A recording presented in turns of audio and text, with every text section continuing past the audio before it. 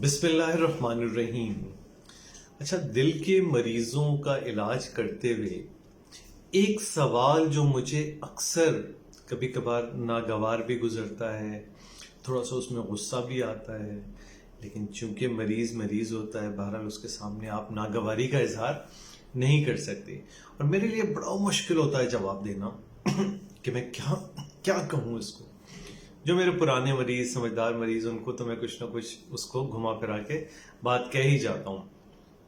اور یہ کیا ہوتا ہے کہ ایسی حیرانگی ہوتی ہے، پڑھا لکھا سمجھدار مریض، ہارٹ اٹیک، اینجیوگرافی، اینجیوپلاسٹی سب کچھ ہو چکی ہے، لیکن اس کے ساتھ ساتھ وہ ادرک، لہسن اور شہد کا پیسٹ کھانے کی، اور بڑا ڈرتے میری کوشش ہوتی ہے اپنے مریضوں کے درمیان جو ایک ڈاکٹر اور مریض کی دیوار ہے وہ توڑ دیجیے، وہ کھل کے بات کر سکے کہ وہ کیا کر رہا ہے۔ یہ انہیں سگریٹ کا بھی بتا دیتا ہے، ہر چیز اپنی بتا دیتا ہے۔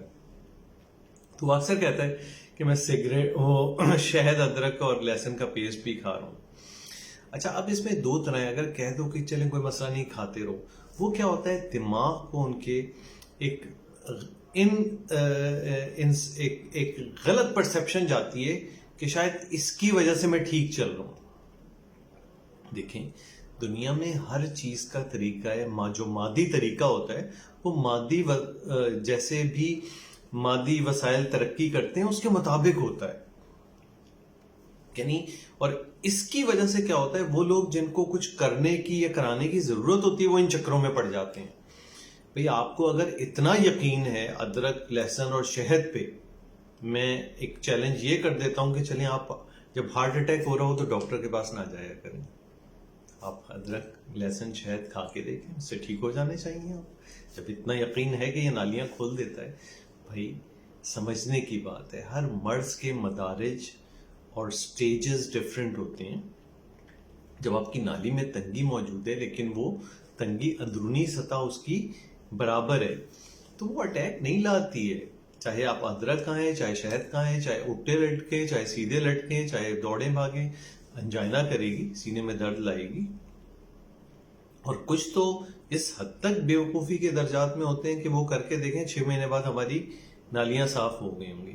ایسا کسی طور پہ نہیں ہے۔ ایک مستند ڈاکٹر سے علاج کیجیے۔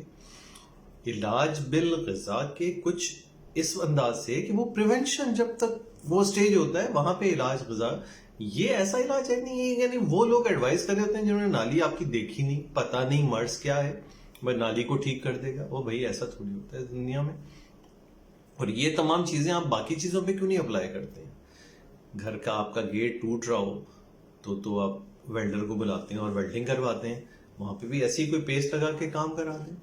گاڑی خراب ہوتی ہے تو اچھے مکینک کو دکھاتے ہیں اور وہ اندر سے نقص کو پکڑتا ہے اور اس کے مطابق اس کا حل نکالتا ہے۔ ایسے تو نہیں ہوتا ہے کہ مسئلہ پتہ ہی نہیں ہے اور آپ کا مکینک کہے کہ یہ کر لو اور اس سے سب کچھ ٹھیک ہو جائے گا۔ ایسا باقی جگہ کیوں نہیں کرتے ہیں؟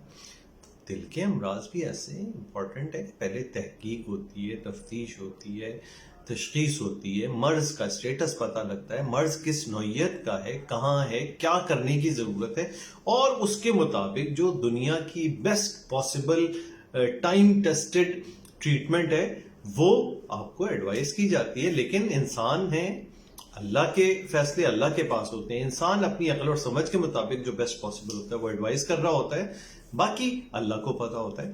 تو برائے مہربانی اپنے امراض میں، ان الٹے سیدھے ٹوٹکوں میں اپنے مرض کو مزید خراب کرنے کی ضرورت نہیں ہے۔ اور پھر اگر پراپر آپ اوتھینٹک ایک علاج کر رہے ہیں تو ساتھ یہ ان الٹے سیدھے ٹوٹکے والوں کو کیوں اپنے پیسے ضائع کر رہے ہیں، ان کے کاروبار چمکا رہے ہیں جس کا کوئی رول آپ کے مرض میں نہیں ہے۔ شکریہ بہت بہت سننے کا۔